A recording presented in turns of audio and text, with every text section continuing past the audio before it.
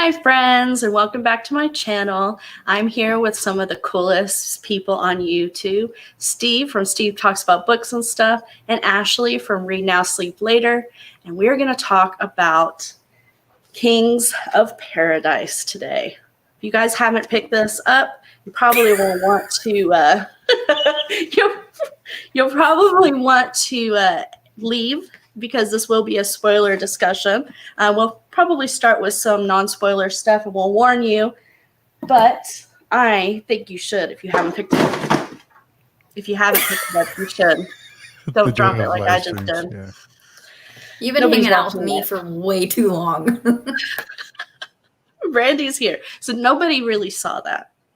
Okay. I don't know what you're talking about. I have no idea what I saw. See what? So, the coolest, and the coolest, Brandy is in the chat. Yes, definitely. I thought that was implied. So, you guys, let's start just with some non-spoiler, feelings about it. I think we all really know how Steve feels about it. But Steve, why don't you tell us again what you thought? Did you actually reread it this time around? I guess you could say I kind of like sped read it. I didn't skim it, but I didn't read it. So somewhere in the middle. I still have my tabs from last time, so I went over the kind of the parts that I had tabbed last time and reread a few chapters just to kind of refresh my brain and to not spoil anything. But is it spoiler free? Just overall. Yeah, spoiler free right now. It's one of my all-time favorite books. I think book 2 is 1. I think this one's 1A, but yeah, I love the series and I love this book, and I'm going to try really hard not to spoil anything for the rest of the series. Awesome. How about you, Ashley? I just had a really great time, getting to know the characters. And at first I was kind of reading Ruka's bits. I was kind of like, no, I want more Kale. But all keeping going through and continuing with the book, I kind of was wanting to see what everybody was doing at one time, which kind of blew my brain. But yeah, I just really liked the characters and how he did the point of views. Yeah, I have to say I really enjoyed this book. It did take me the whole month to read, but not because it was a hard book to read. It started out that I was just trying to take my time. I didn't want to rush through it. I wanted to absorb it all. It was just such a well-written story and so interesting. And then I got into a reading slump, and it just was really hard to read anything. It was the only thing that I actually wanted to read this month. So it probably, this group discussion, looking forward to this, was probably the only reason why I actually read books this month, because this one was so exciting. Hi, Lana. Hey. I'm so glad you can join. I know that Lana hasn't read the book, so she's probably only going to stick around for the non-spoiler parts. You can put a banner up for when we're talking about the spoiler parts. Oh, all this extra work you're making me do. I'm sorry, I'll leave. So let's. I'm the only one who is Team Kale. Brandy's team Kale. She's in the chat. Well, I thought she changed her mind. She's too stubborn to change. Okay, you guys, I have to pick up my book. It's just driving me nuts knowing it's Go ahead. Yeah, I'm glad I'm not the only one that tabbed, but don't get mad. I don't know what that is, but I got a spot on it. So Oh no. I have no tabs. I actually read the ebook in order to give Richard some downloads on the Kindle Unlimited. So. Yeah, I did too. I was going back and forth because reading this in bed, I was like this. And there was a couple of times where I was scared for my life. Yeah, it's a chunk. It's a chunky chunk. But it's a chunky boy, yeah. This is the biggest one, right? I think so, yeah. I think book 2 is a little shorter. Yeah, I'm sorry, y'all. It was driving me nuts knowing it was on the floor. I had to go pick it up. I'm weird about my books. I even did little notes. Wow. Okay, I'm sorry, we got off track because Stacy's neurotic. But so Team Kale right here, and Team Ruka, Ashley, and Steve. Actually, Steve's on that side of me. And so, hold on, what Brandy's got here? Really enjoyable. Oh, Bailey, really enjoyable. Need to get a physical copy. Yes. I'm glad you liked it. So we were just about, Bailey, just about to talk about whose POV or which character do we like the most. So I liked, in this book, Kale. Although it's hard to say because of course, I like most of the characters except for the ones you're not supposed to like. But I just thought I thought he was awesome. Steve, Team Ruka. Even in book 1, you were already Team Ruka, correct? Yeah, I was Team Ruka the whole way. I'm an OG. And I think I'm even Team Dala before I'm Team Kale. Really? I don't know about her. Ashley, same? Yeah, I kind of went in already thinking that I liked Ruka more just because I love an underdog. Like, it's just it's my aesthetic, I guess. I don't know. But like going through at first, I was like, wow, I really like Kale. Like whenever he was going, like it was before he went to all the stuff, the schools and stuff. But then I liked that even more, like reading him going through all this training and like I was just so cool. Like a part of me was like, oh, it's like Harry Potter, but not. Yeah. It's like a way cooler. Brandy says I'm forever Team Kale, but by the end, I was playing for both teams. Yeah. Bailey, I liked. Bailey says I liked Kale chapters more, especially the start. Yeah, I liked the book all the way through. I honestly didn't really. I liked Ruka a lot in the beginning, and then towards the middle, I was a little bit like, "Ooh, this guy's really messed up." He does some pretty awful stuff. And then towards the end, I saw a little bit of possibility for redemption, and so then I was kind of like, I could see why. But honestly, like a good I don't know, half of that book, I was like, what is wrong with Steve and Ashley? I mean, you saw that last part though. Yeah. Yeah. And so that just cemented everything because before I was like, yeah, like I was kind of teetering. But after reading that, I was like, yes.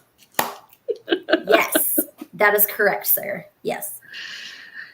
And this came to me last night when we were talking about Beyond Redemption and The Mirror's Truth and how John and we all mentioned this, but that it was really dark from start to finish. Like the whole world is dark. And in this world, there's the Land of Ash that's really dark, but then it goes to Kale's POV, and then it's really bright and a beach and water. And there's this contrast that you jump back and forth from. So it's not all Ash the whole time. It's you jump back and forth, and you get some time to breathe from all the darkness.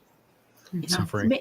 You bring that up, and maybe that's the reason why I liked Kale, because it felt like coming up from, this drowning world. When you're reading the Ash chapters, you're like, God, there's nothing go right for these people.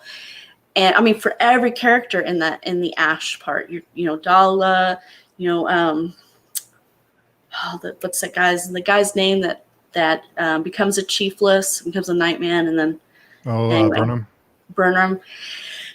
Every point of view that in Ash is like, but then it kind of comes to an end. Towards the end, you kind of see when those worlds come together that it's meant to be that way, right?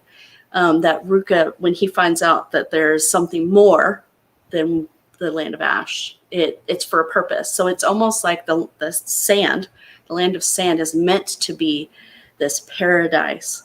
And even in this paradise, Kale deals with a lot, right? He goes through a lot.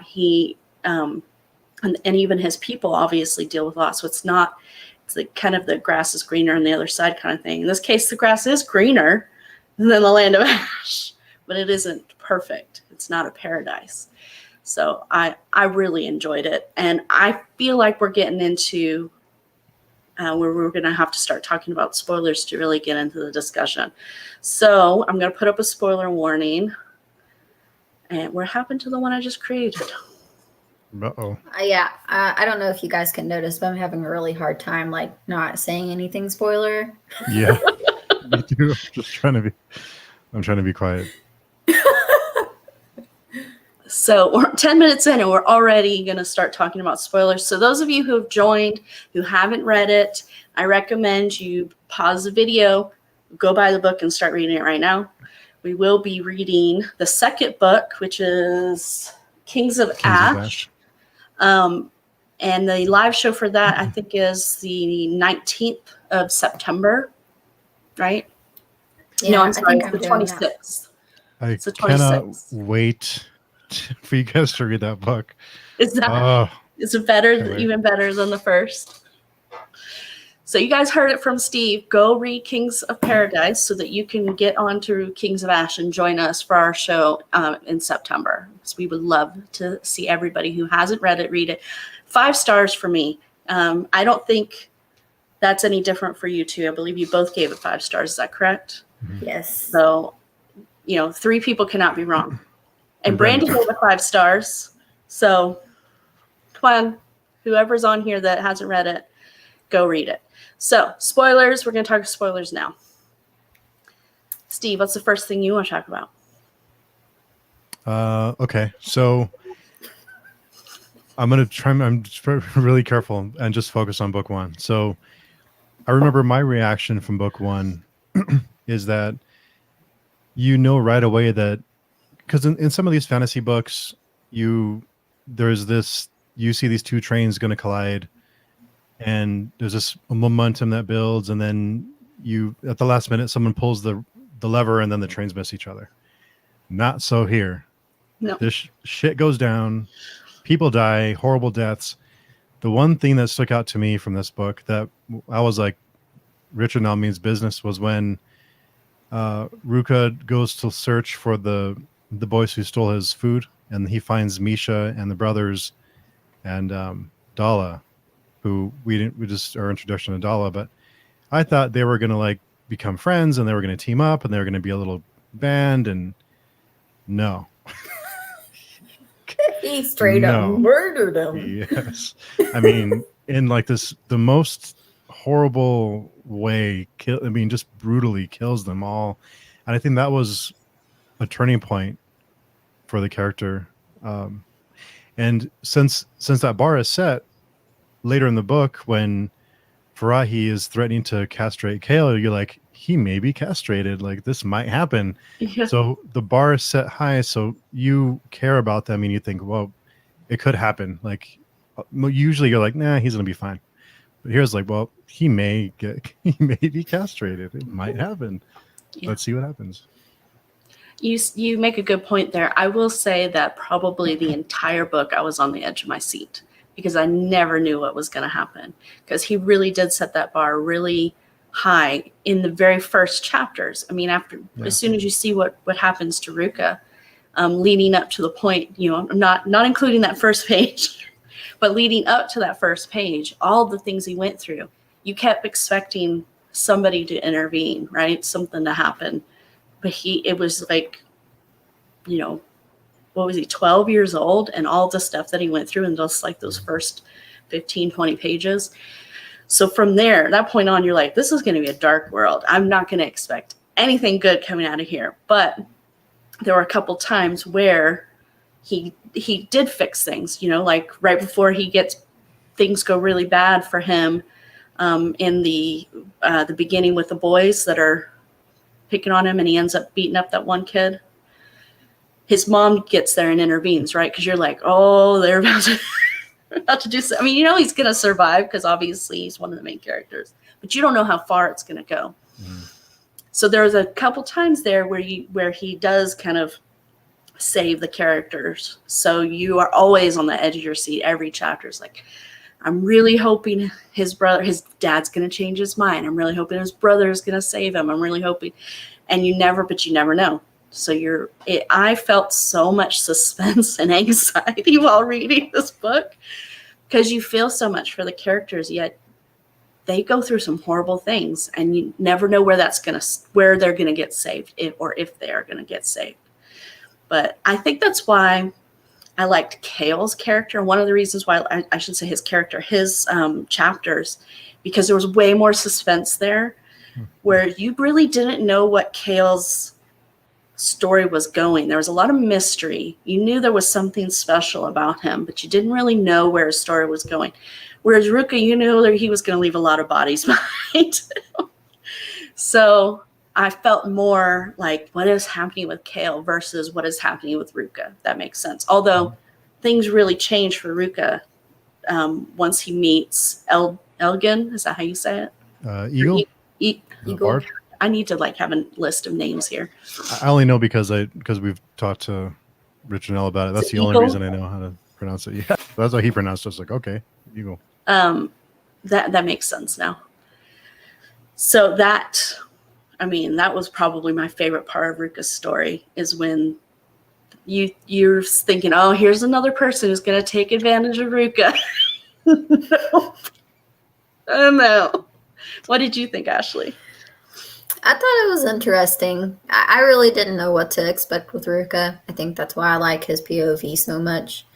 But, because compared to Kale, it's like, okay, what's going to happen to Kale, environment-wise? And then Ruka, it's like, it's the same, but he kind of had, more control. Does that make sense? You just didn't know how he was going to react, but you knew he was going to do something. So I have a question. Ruka obviously has this, or he seems to have this almost superhuman strength. Is that explained anywhere in book 1 that I missed? Don't answer, Steve. I'm not. Ashley, was that? I'm wondering if I missed something, because what happened with Kunla when he basically just tore her limb from limb, quite literally. I was like, is there something I missed about his strength? Was that explained somewhere? There, the first couple parts of his, the first couple of chapters, I saw something mentioned that he wasn't, I think Brayla or something was saying that he wasn't your average boy. He was a lot smarter and, a lot stronger, and he was able to do a lot more stuff with her than just your average kid would. But other than that, I kind of figured that there might be something with him because his mom is Vishan, and then his dad was a holy man or a priest of some sort. So I just kind of was like, I feel like this is something that's going to be a lot bigger in the next book. I don't know. I'm really excited to see where that goes, because you have Kale obviously have some sort of powers, but Ruka is not by any means without his strengths, and so I'm really excited to see the two of them come together. I had expected that, honestly, in this book, that some kind of conflict would start. So I was really excited to see that he stopped short of that, to give you something to look forward to in the next books. But it made it, I don't know about you, but it made it really hard for me not to jump right into the second book. Especially in the epilogue where Ruka and Lana have their little discussion. Mm-hmm. I know that, Ashley, you liked that scene. Yep. Can you tell us more? So, yeah, tell us more, Ashley. Tell us about that scene. I'm curious to hear your thoughts. Wait, with Ruka? Yes, when he proposes to Lana. Well, I guess you could call it a proposal. Ruka? Yes. At the end. Oh, Lainey. Oh, yes. What did I say? I said Lana. I said Lana. Sorry. I was so confused. My brain. I'm sorry. I got Dala and Lana in my head. Yeah, that I really enjoyed seeing that. I really think it's interesting that his culture and this land of Ash kind of idolizes women in a way, and I thought that was kind of a neat perspective. So when he is there at the very end of the book and you hear him talking to Lainey, and then Lainey's like, oh, this might work in my favor. Like, I just really enjoyed that because, you know, it gives her the opportunity to actually have control over her life somewhat, possibly. Yeah, I felt the same exact way. It was a twist, and what was cool is how she recognized it and she took advantage, because it was obviously not how she's used to being dealt with. I mean, she, out of all the noble women that you deal with in the book, she's probably the least revered. And noble women in the land of sand are not. They're like even the noble women are at the lowest part of the totem pole. So for her to quickly be like, I liked that. And then she just, the way she walks out and sways her hips, she's like, I'll show you a goddess. And then Ruka's like, this is going to be interesting. So I'm guessing Steve knows something that we don't know. So he's having a hard time. I want to hear your thoughts on that scene. That one specifically, your thoughts on it. If something may have stood out to you. Something may have stood out to us from the last scene in the book, the epilogue. Yeah. I mean, just the fact that he tells her that she'll be his goddess. I don't know. What else should we have noticed, Steve? I don't know. I will admit that I did not catch it, and Brandy caught it. So I was in the same boat. And I'm not implying that you didn't catch it. I'm just asking if there's something. Well, you're going to have to tell us now. It's not a spoiler. We read the book. It is, though. Kind of. Yeah. So, but no, it's something cool. It's not really like you missed it from the book. Like you didn't like not read right. You know, it's just one of those things I just didn't pick up on. But Brandy picked it up, and she's the one who told me about it. So I'm curious because I didn't catch it. So, but it's a cool. It's a cool. I'm gonna go back and read it after this. Yeah. Because dang, I can't believe I missed something, or possibly missed something. It's throughout the whole book, but kind of comes to a head at the end. But I didn't catch it. Like I said, I can't take. And it wasn't like you're a dummy if you didn't catch it. I didn't catch it either. So, but it's cool. So it's a Brandy cool thing. says I caught lots of things that are revealed in the second book. So quickly, I'm going to jump up to another comment here. So Bailey here says he liked when Ruka messed up Eagle's face. So that whole scene where he tortures Eagle, I kind of felt confused. Like what kind of led to that? I think I missed something, and I meant to go back and reread it. Like what led Ruka to ultimately feel like he had to do that? Was this his way of asserting his dominance over Eagle?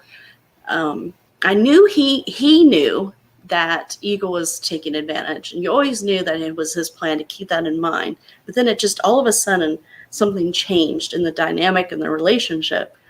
Or was this always his plan? I'm curious what you guys thought. What do you think? I think that I definitely think he kept that in mind, but it was a situation where he felt like he should keep an eye on things. And then I noticed when Eagle is like taking him to the smith so that he can show like him how to make weapons and stuff. I noticed that the way that Eagle was acting towards him was kind of like a setting off point for Ruka, especially after he realized like he was taking the priestess like, you know, to bed, and I don't think he. Oh, that's right. I forgot about that. Yeah. Yeah, I think he knew that Eagle. I think he kind of knew the whole time that Eagle was trying to take advantage of him or trying to profit off of.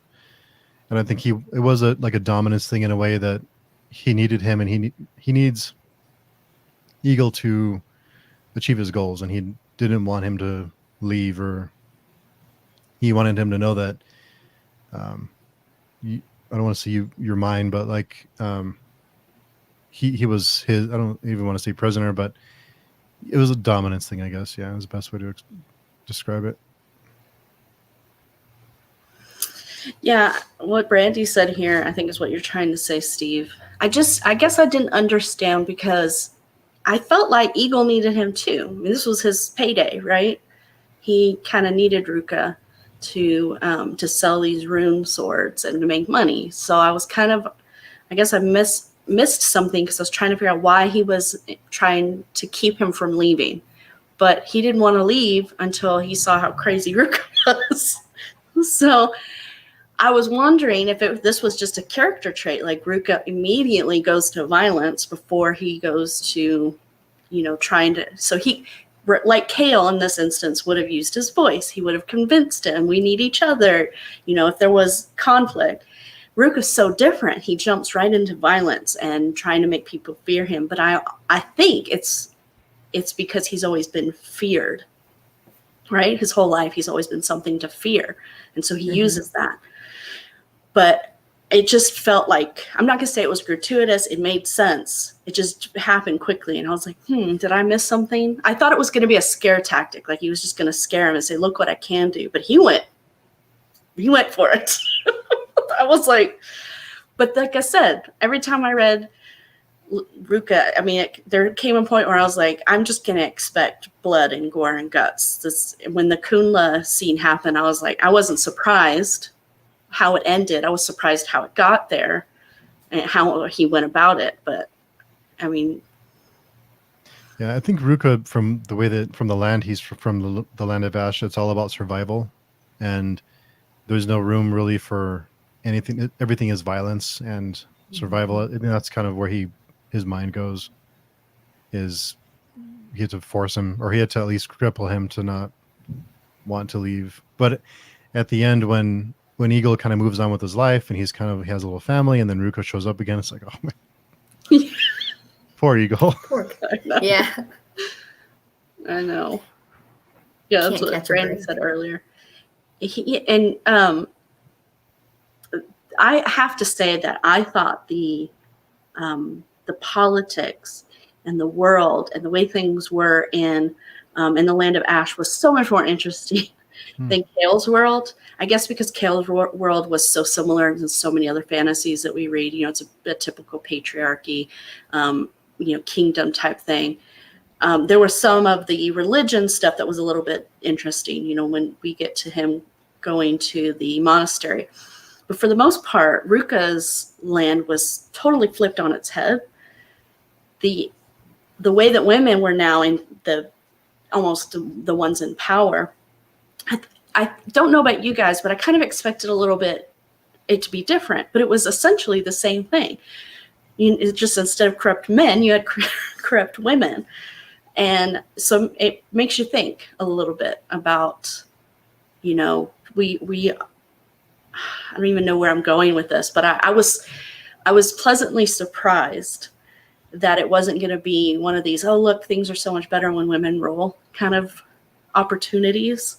And it just felt more realistic. And I really liked learning the politics of that world. And I liked how you saw it from from Ruka's point of view, and also from Dala's point of view as a woman, and her going through the training to be a priestess. I'm curious what you guys thought about that. Ashley? I'll go first. That's fine. Yeah, I liked how going between. I mean, it was different, but the same way. Like they both had a very similar background. She was deformed, but fortunately for her, she was able to kind of like cut it off and get rid of it. But I feel like with that, and then seeing how corrupt everything was and how the priestesses were, she was able to empathize, I guess, in a sense, with Ruka, because he sees it right off the bat, like especially with Kunla, but with her, it's like she goes into training and then she sees it herself, and most of the priestesses are. Or like the priestesses in training come from good money or whatever, and she's the only one that came from nowhere. So I really enjoyed that aspect because I think it has something to do with the next couple of books. At first I was like, oh, Dala and Ruka, they're going to be together. Like, especially when she was telling him, like, you can't kill me because I choose you as my mate. And I was like, oh, heck, like we have a power couple but yeah, I really enjoyed their point of views. So I guess it comes down to, does power corrupt everyone equally, or is it, men or women? I think it corrupts.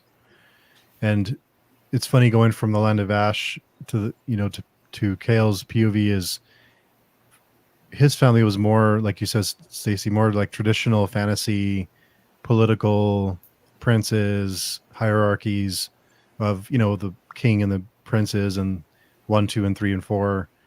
And then you go to the Land of Ash, and it's more, it's a different type of hierarchy there. So it's really interesting, and it's you don't see that very often in fantasy at all. So no. And you brought up about corrupting. It's almost like people who are already corrupted are the ones who seek power. So it doesn't really matter if you're a man or a woman. It's that mentality you have. And like Ashley was saying, the women who were the priestess, most of the ones who were there to train to be a priestess, came from rich families. So honestly, the thing that rules in both worlds are the people with the money. And they, the corruption essentially comes from, I grew up in this, pampered lifestyle, and I want to maintain that pampered lifestyle, and I want to, so they seek power in order to maintain the status quo. So it's almost like the corrupted are the ones who seek that, and it's a cycle, right? It never changes, because the ones that are seeking the power are the ones who want to keep it the way it is until you get Dala and Ruka in the mix. And that's what I thought here, what Brandy is saying here about Dala's whole plan frustrated her. I was too. I was like, what is this girl up to? But it made sense once you got to the end of the book. You're like, at first I was like, please tell me she's going to see who Kunla is, because it's like, don't fight for that woman. She doesn't care about you. So that whole scene where you wait for the whole book for Ruka to get his revenge. And then you think, oh, Dala's going to mess that all up. She's going to get in the middle of something she doesn't need to be in the middle of. But it didn't. It really came to a satisfying conclusion. And it was dirty. It was bloody. It was gory. But I was happy. I was like, yes. And I feel bad saying that because it was really awful. But it also was interesting to see the conflict, almost like Ruka's two personalities split there. I don't know about you guys. You noticed that? I mean, it was kind of obvious, Richard really made it obvious because he kept talking about his body and himself as two separate things. And there was always that conflict there. You saw it many times throughout the book, but it's almost right there is where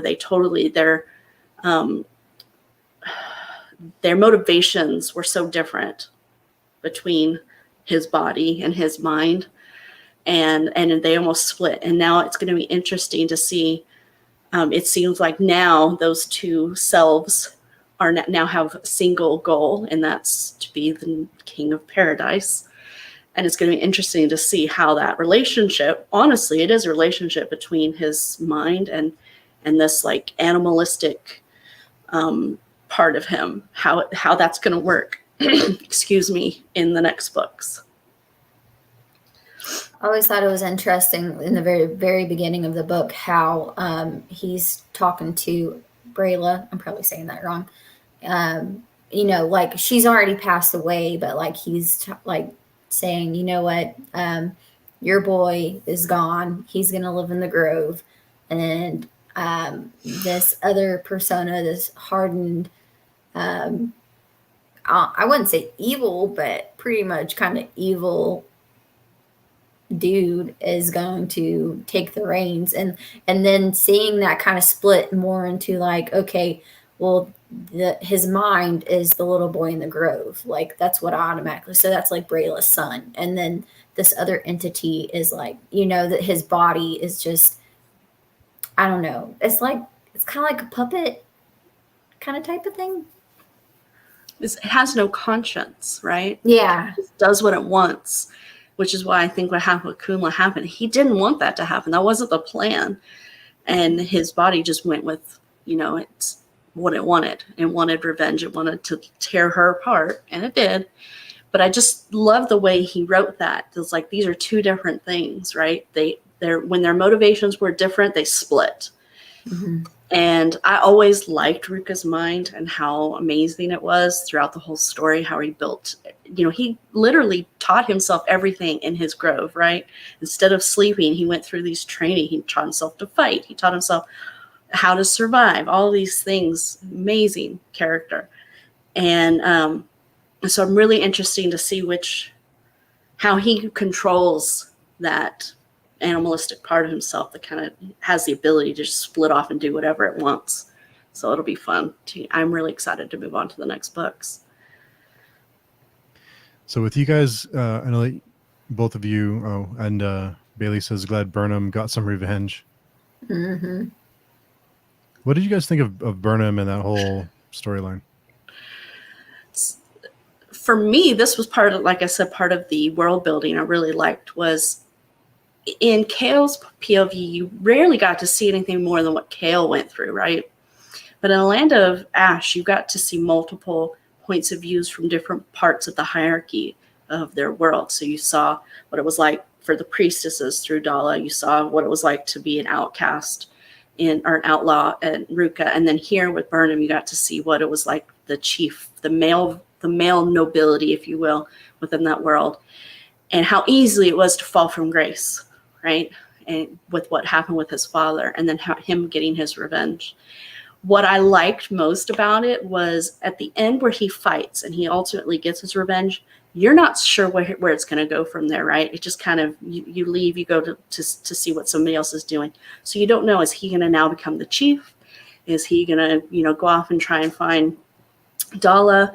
What is happening with him? So when you see him again, when they get to, when Dala goes to, I can't remember the name, Orhan, the name of the capital where the priestesses are trained. When Dala goes there to get help, and you see Burnham again, and he's the chief, I was happy. I was glad. So not only did he get his revenge, but he took his place back. Mm-hmm. And I thought that was really cool. What about you, Ashley? Yeah. I really like that part. I kind of feel, I don't know. I was just really rooting for him throughout the whole entire time. But at the same time, I was trying to distance myself because I was like, he's going to die. I know he's going to die in this book. So I didn't want to get too attached. But I thought his perspective and the way, how he basically fell from grace, that was a really interesting part of it, and learning about the culture in the land of Ash. Yeah. So I guess I'll have to be the one to bring this up, because this is something that stuck out to me after the first book that caught me by surprise. But so with Kale and, is it Lonnie or Laney? Yeah, Lonnie. Laney. So either way, their romance. What did you, as romance readers who read smutty stuff, what did you all think of that? I'm curious. I'm just saying, you can definitely tell the man did his research. Because most books that I read that's not typically romance heavy, it's just kind of no, that went together a little too well. But the way that he wrote it, really made me hyper focus on what was happening and really fall into their story and what that was going to look like for them in the future. Yeah, I think he did great. Yeah, I definitely was shipping them. there was, Richard did a really good job of writing chemistry between those two. It was believable. It was a believable relationship, which I think makes it that much harder when you're reading the epilogue. And now, I think Cale had come to the realization that there was no future for him and Lonnie, but now he's got this hope, right? He's going to go, he's going to save them. And when he gets there, this is what he's going to find. And it's like, oh, it almost breaks your heart for them. But I thought that Richard did a great job with that romance. And it gave some light to the story, but it also gave you something, a little bit of sorrow for Cale as well, right? It's almost like he needed that relationship there to give you something to, I don't know. I don't even know what the word is what I'm trying to explain, but everything seemed to be going well for Cale. I mean, even when he was training for the Navy, I mean, they were the best team. No matter what the sergeant did, he still, it just seemed like everything, even though it was hard for Cale, everything seemed to be going his way until Lanny. And that's where his life changed, right? He thought he was going to get it all. He tells his dad he wants to marry her. And his dad's like, no, that's not happening. And so I think at first I thought that relationship was just a means to changing Cale's character, giving him some development. But it wasn't. And it was really well done. I liked it. But I still ship them. I still think they're going to get together. And now she's got his son. So we'll see where that goes. But how about you, Brandy? It was getting a little hot in here when some of those. Like but the I garden have to scene. admit, Ashley, were you not banging your head against the wall when those two were? When he gets back from the monastery, he's like, "Are you guys idiots?" I mean, I saw the writing on the wall. It's like, you got totally set up. It's like, I thought you were smart. Yeah. I like the fact that when he's there not at the monastery, but at the, I guess with Amit in Narayan, when like how he was getting to the point where like he was meditating and he was, so like he was evolving so much to the point like when he would live, fight, or die for Lainey, and then now he's like, no, I have to be going for the, for the better, for the good of the world, instead of being kind of, I wouldn't say self-centered, because I don't think that's self-centered, but Yeah. And it's funny you mention that, because that's something now, and you reminded me, that was my reaction from the first book after the arc that Cale's character takes, because in the beginning he'll do anything to be with her and he'll sacrifice and at the end he's like, well, I need to think this through and do what's better for everyone, kind of thing. And I think that's just part of growing up and part of going through those experiences. So I really liked his character arc. That it was like a coming of age story, but they struggled through it, and at the end it's like they learned. They weren't just the same as they were in page 1 or whatever. So yeah, there's a lot of character growth. I think what's so amazing with this book is how different the characters are. They're so distinct, and they make decisions that make sense for them. And I'm not saying that there are a lot of books that do characters really well, but it's always so amazing to me to see something like this, especially in fantasy, because sometimes we get so used to reading the same characters over and over again that at some point it's hard for us to connect with them unless there's something so unique. So authors tend to overcompensate, and they'll do weird things with their characters, and you're like, that just doesn't make sense. But Richard did weird things with these characters, and every single decision they made, it's like, I see why he did that. Mm-hmm. Even the one with Eagle where I was saying, did I miss something? Why? And it made sense, but I was just wondering if there was like something that I made him go, I'm going to go and torture this guy. I was just wondering if I missed something, but it made sense. Everything that Ruka did was because he, like Brandy was saying, he wanted to be feared because it's the only way he knew. His whole life he'd been feared. His whole life, the only way he could get respect was through violence, was through taking it, right? Instead of, it wasn't so much earning respect in this world, it was taking respect. If you wanted to be a chief, you had to kill the chief before that's already there. You're not earning the respect of his people, you're taking it by taking the life of their current chief. And then Kale's growth is so much different because he's already living a pampered life. He's never wanted for anything in his life. So things had to be taken away from him in a different way. It couldn't just be him fighting to survive. It had to be, a completely different way to develop his character. And everything was just done so well. And I just liked Kale better than Ruka. I'm not saying Ruka wasn't, didn't have great character growth, wasn't a great character. If the two were to come together right now, I'd be rooting Kale and his ice spears. So since you're Team Kale, I'm curious what your reaction was when the two guards from the beginning that end up being disciplined for Kale forcing them to is it Amit? He let him in the gates? Yeah. So seeing those two guards from the beginning, like 400 pages ago, it comes back around. It's like, oh, like what was your reaction? Man, that was a really tough scene because you don't want Kale to go through that, but part of you in your mind, you're like, even he accepts the fact that he did this to them, but I didn't think it was an eye for an eye situation what they were trying to do to him. So I was happy his brother stepped in, but that was another one of those things. I did not expect that. I was like, I'm about to witness something I don't want to read about right now. But I did kind of think that he did deserve a little bit because he was totally naive. And this was an eye-opening experience for him, right? To see the consequences of his actions.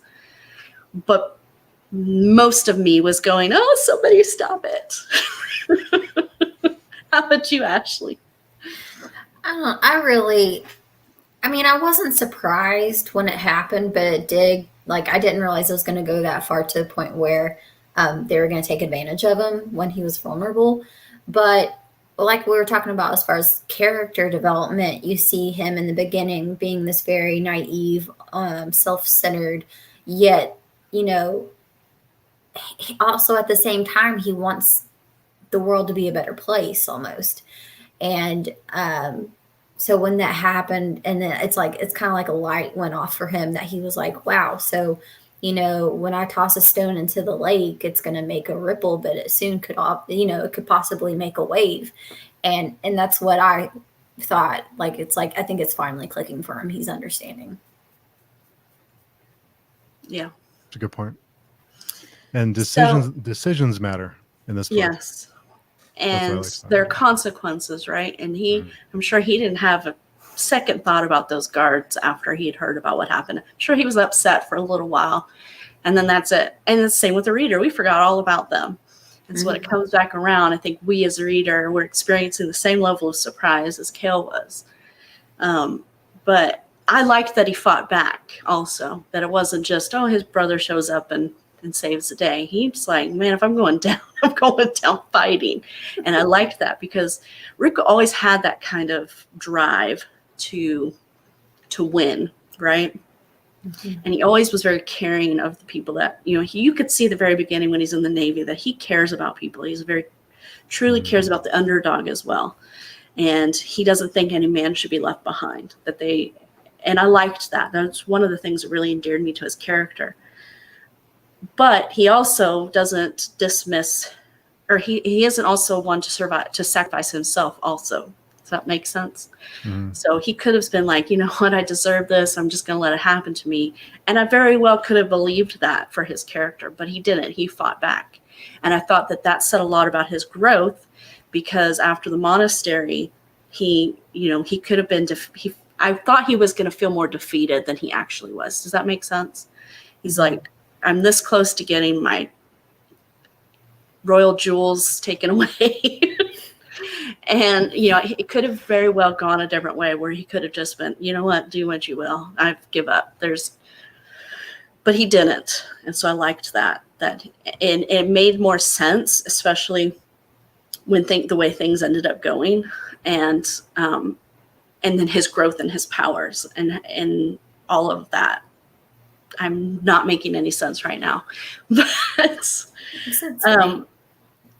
I have a question though. I kind of was just thinking when I was thinking about Kale and his powers. So when he first is learning this meditation, you have that master teacher that he has that conversation where Kale witnesses it, and they're talking about how he could be something, I guess, to fulfill some prophecy or something, like they think he's going to be the new something. I can't remember what they called it.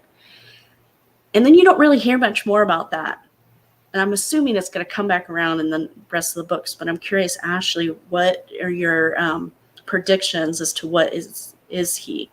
Or is he the one that's going to fill that prophecy? Or it could be Ruka that is actually the one to fill that? I definitely couldn't tell you which one, but I thought, like, okay, they're both showing these almost supernatural powers. And I feel like it's going to be a mixture of that. But in most books that I read, most fantasy books, I feel like the magic system is really heavy. And in this, it's like it's like such a good mixture. But I think we're going to see more in the next book. I think there's going to be a little bit more leeway. Stop smiling, Steve.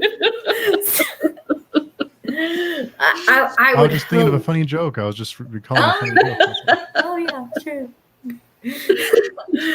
But I'm interested to see, like, both of their powers develop, which, I mean, from Ruka's perspective, like, you can tell right off the bat that there's something supernatural about him.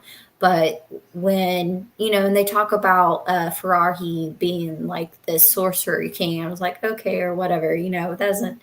But then when Kale comes back and they're like, wait, you actually completed all of the trials? Like, you actually did that and did it within a couple of weeks? And I was like, something big's about to happen. And, like, I don't know when, but it's going to happen.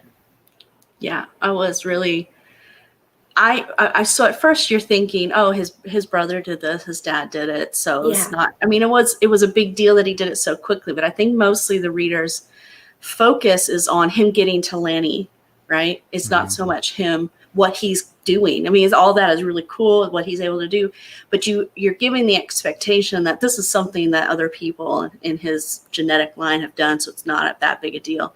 It's just, is he going to be able to do it fast enough to get to Lanny? And I like that Richard did that, because it pulled your focus away, and you don't realize what big of an achievement it is until that moment when his brother's like, wait, you actually did it?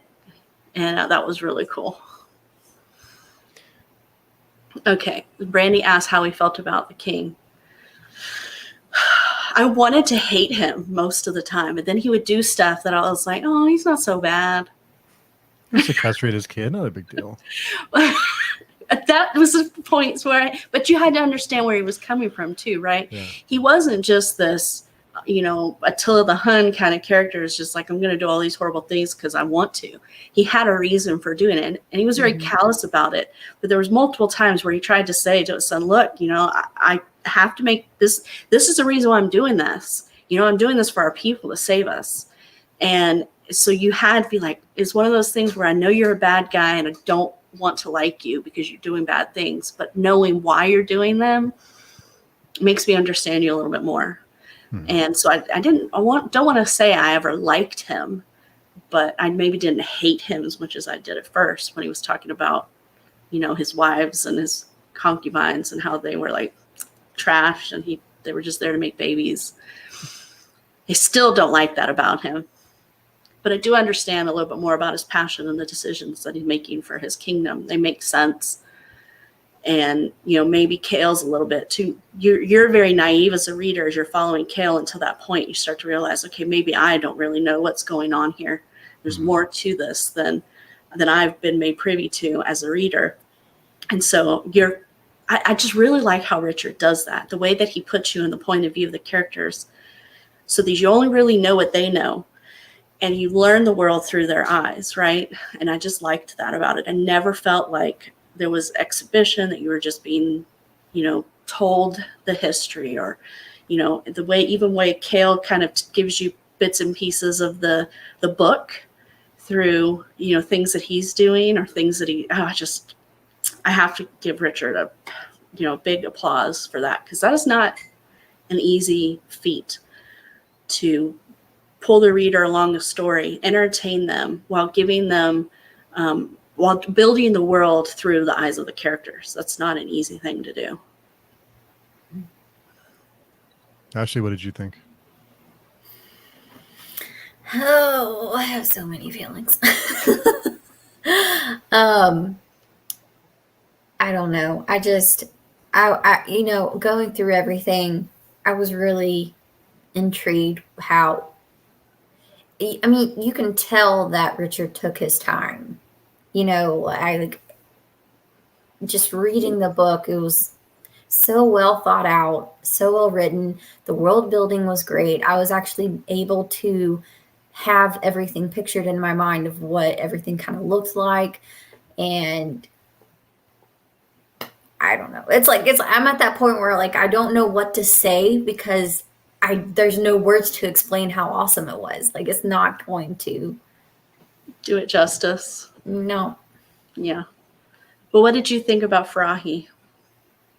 Oh, pretty much the same thing as you. I really wanted to hate him, but then there was that one specific moment where Cale is having he's in a memory of sorts, Mm-hmm. of Farahi's, and it shows him in obvious, distraught, and him actually caring about Cale's mother, or I'm assuming, I think it is Cale's mother. Mm-hmm.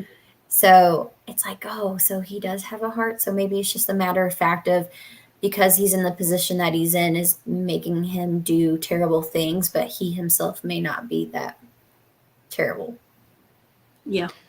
So speaking of, you met Stephanie or Stacey, you mentioned the prophecy, and Ashley, you mentioned Farahi and the vision. And this isn't a spoiler or anything. It's a question I had after book one, so it's safe. But did either of you wonder about Cale's mom? Mm-hmm.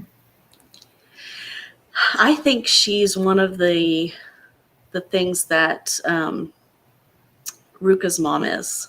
What are they called? The Vishani? Vishon? I think she's one of those. But I think at some point they say that she's a Naran or something, right? She's actually from the place where Cale goes with Amit, or whatever his name is. I'm sorry I don't know. I'm bad about remembering names. But I do wonder about her. I'm wondering if he isn't getting, because ultimately his power is a manifestation of the god Ru, right? Not the gods that they have in Paiu. I don't know if I'm saying that right either. We know what you mean. I don't know how to do it. I don't pronounce it. So I was thinking, oh, he got this from his mom. But then there was something somewhere where it made me think that she was actually from I can't remember the name of the actual country, but the land of Ash. I don't remember what it was, or maybe I misread something. The Ascom, that she's from there. There's something that happened towards the end that made me think that. And I don't know if it was from the vision or something else that was said.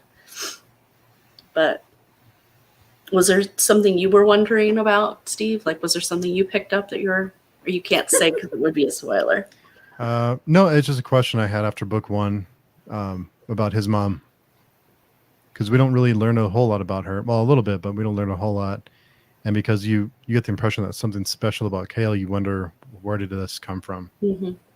So, Ashley? Well, all his wives and concubines, each child was from a different wife and a different concubine, right? Mm-hmm. And so now I actually didn't think that far ahead as far as Cale's mom being from a different area of the world. But I think it's interesting that almost every single son of Farahi's went to that monastery and did the training. And it makes me want to think, well, did Farahi know? Like, was he trying to like sleep around to see who might possibly have, I don't know, these otherworldly powers? And I don't know. I have a hypothesis, but Oh, I think Kale's powers are super cool, though. I'm just saying. When you guys read Sword of Kaigen, it's very similar kinds of powers that the people in Sword of Kaigen have. It's a little bit different, but it's similar. So it was kind of reminiscent when I was reading the first time he uses, not the astral projection part, but when he's fighting the would-be assassins in Neuron and like, kills them with ice. That was really cool. But yeah, there's a part though, and I could be remembering incorrectly, but wasn't there a part where because at first he was like, yeah, these are powers from Rue, and then later on when he's talking to his students out in the courtyard and he's like showing everybody what he can do, he says, I don't know who these powers are from. I don't think it's from anyone specific. But it just kind of made me think, all right, so we have three different continents that have different religions. And like, I'm trying to think, well, is it all going to tie in together, or is that going to be it? I don't think at any time does he say that they're from Rue. The reason why I thought that is because every time he manifested the powers, he had just prayed to Rue. Oh, so yeah.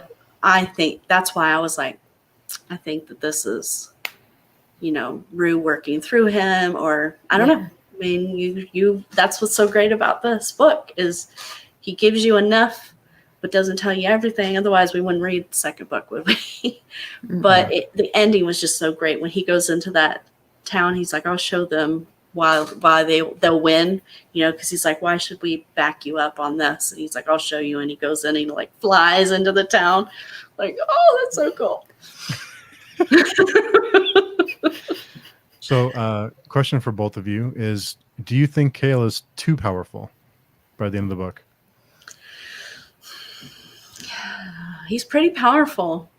I think the only reason why it doesn't like scare me is because he's essentially a good person, or at least you're led to believe that most of this book. Like if Ruka had these powers, I'd be like, oh, the world's doomed. What's scary is how in such a short time, how quickly he gets as powerful as he is by the end of the book, right? You spend almost the entire book where the only thing he can really do is step outside his body and be able to eavesdrop. And then all of a sudden he has these powers more than he did, where he can, he's basically pulling water and electricity, is gathering up the forces and using them. And then next thing you know, he goes to this town and it's even more.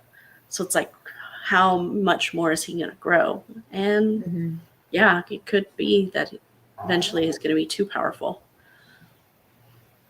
I just feel like he doesn't really know what he's doing, and that concerns me. Like he's just like, I almost expected him to just get power hungry, but he hasn't so far, at least not by the end of this book. Well, and Ashley, you bring up a good point there. He is powerful, but is he too naive to have that much power?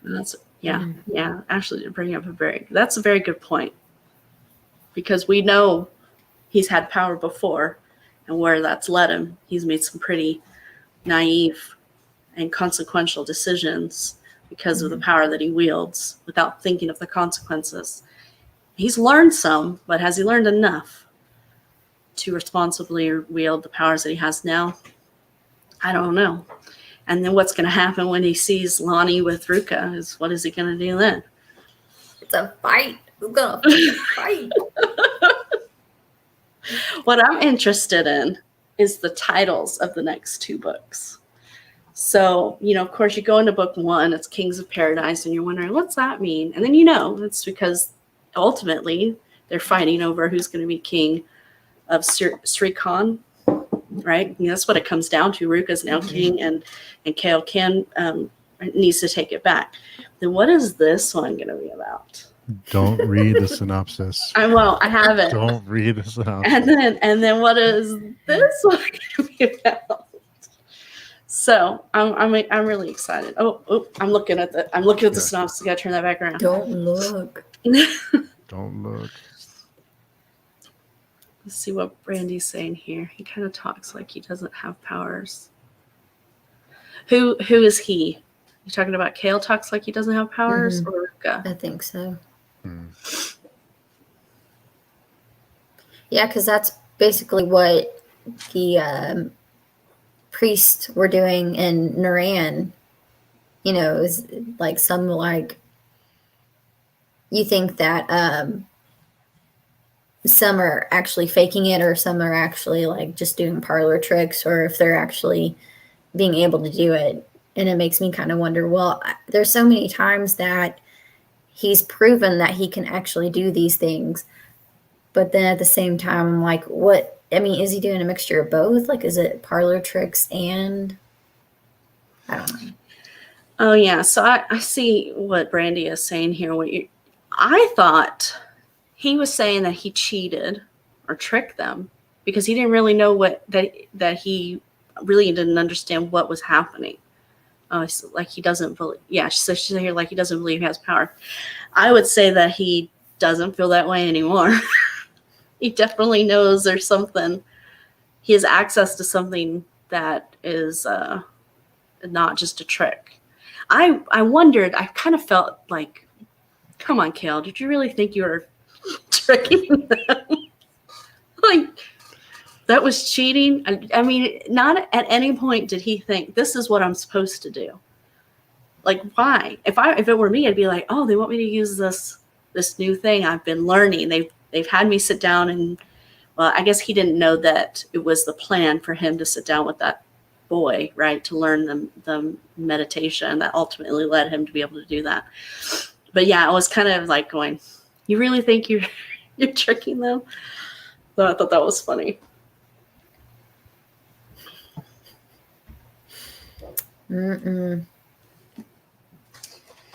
All right. Well, we are past an hour. Do you guys have anything else? Anybody in the chat that you want to add that you'd like us to talk about? Any questions that you have? I think we all kind of went over our star rating already. I don't think anybody here, or most of the people even in the chat, have rated this anything less than 5 stars. It was a well-written, excellent, entertaining story. I'm excited to move on to the next one because both Steve and Brandy have said that it gets even better and that the second book is the best. So again, those of you in the chat, we will be reading Kings of Ash, which is the second book, in September, and the live stream will be, I believe, the 26th of September. I'll put it in the description so you can come back to this video later and get that information. You can always check out the calendar on the creepingdeath.org forum. All of our live shows will be on that calendar with the dates and times. So Brandy wants to know what our predictions are. So before we sign off, Ashley, we'll start with you. What are your predictions for what's going to happen next? I think there's going to be a big old fight in this next book early on. Like, we're going to be able to see what happened to Ruka when he was on the boat making his way, trying to figure out if there was a land beyond. And then, yeah, there's going to be a bunch of fights. What do you think the outcome will be of those fights? I was just about to. I don't know. I don't know. What would you want to see? Let's put it that way. I don't know. Because like when I went into this before, like I said, I was rooting for the underdog, but even now it's like, I don't know. That's fair. So I agree. I think there's going to be some kind of battle over Sri Khan. I think that it's going to somehow move into the Ashcom, only because the next book is Kings of Ash. So I think Kale's going to win, and he's going to follow Ruka south, and there'll be some kind of continuation of the two of them. Or it could be that Ruka wins and he goes, now I'm so powerful, I'm going to go back to the land of Ash and become the king there. There's no telling. What I'd like to see is Kale go into the land of Ash, because I think that he would do more to help the people there. I think Ruka just ultimately wants to destroy everything and bring it back in the way he thinks it should be done, as his way of doing things, right? But it would be really cool to see some character development, and maybe something will change. Don't know. I honestly, I'm basing this on the feelings and little tips that you, Steve, and Brandy have said about the fact that Brandy likes Ruka more in the later books. Tells me there's more to him. So I may be discounting him too soon. And she's like zip lips. Yeah. Her poker face is better than yours, Steve. I know, I'm really bad. But I'm excited for you to hear what you both think, because it just, there's a lot of things that I just caught me by surprise in the next book. So I'm looking forward to hearing what you both think about it. So I'm curious, Steve, what is it like talking about, or I know you didn't really fully reread the first book, but was there anything in the first book that you missed the first time around, or that you noticed now because you read the others, that I don't know if you can even share with us without spoiling the rest of the series, but I guess you could just answer yes or no. There's one thing that I did question my allegiance a little bit. It's like, why was I Team Kale so soon after he does all this terrible stuff? But from the very beginning, I just enjoyed the character, and he just one track mind, and because of where he's from, it kind of made sense. And but it's like, why did I root for this guy so early? Start questioning my mind, but no, I mean I love talking about this book and this series, and it's just going to be so much fun. So I'm so looking forward to it. I'm really excited that I hope that Brandy can join us for the next one, because she better. The whole first book is different, knowing the whole story. Mm-hmm. So I'll be honest with you, I am not a rereader. I do not usually like to reread books. It's like I've been there, done that. It's very, very few books that I've ever read more than once. But I'm really excited to reread The Sword of Kaigen again. Actually, it will be my third time, because I kind of went back and skimmed it right after, in order to tag things for my review. And I was just going to go find certain things I remembered, and I ended up reading a good portion of it over again. It's an excellent book. So I'm really excited to have that discussion. So I can imagine what it must be like for you. And there's some, like I was saying, I rarely reread, but this would be one. I could see a lot of things, the perspective being different the further you get in, or after you've read the other series. So hearing you and Brandy saying that, I'm curious if this would be one I'd actually want to go through. And to be honest with you, the fact that you wanted to reread it again just months after finishing it says a lot about how much you guys like this book. Well, Brandy makes a good point, because this book I see it in a whole different way than when I first read it. So it's almost like reading it for the first time again. I can't say a whole lot more than that, but your view of this book will change in a good way. I think it's good ways as you get farther in the series. So it was fun to go back, and I can't really tell you what I noticed that I didn't notice the first time, but we'll have to remember to ask you these questions at the Kings of Heaven show. You won't have to. You'll know. Oh, no. You'll know. Yeah. All right. Well, Steve and Ashley, thank you so much for joining us. And for those of you in the chat, thank you for coming. If there is any other, I forgot what I was going to say. Well, anyway. I was going to say go read the book, but if you're still here, hopefully it's because you've read it. Read it anyway. Read it anyway. So I hope to see most of you at the Kings of Ash show next month. It will be hosted by Yolene, correct? I think it's Ashley, right? Oh, Ashley. Yeah, I think you're doing the she's second doing, one. She's doing the I third think one. she's doing Heaven. Right. So Ashley here on the screen will be hosting the second book. So if you haven't already, go check out her channel. She has a lot of great videos. Same here with Steve. And we will see you guys soon. Bye. Bye.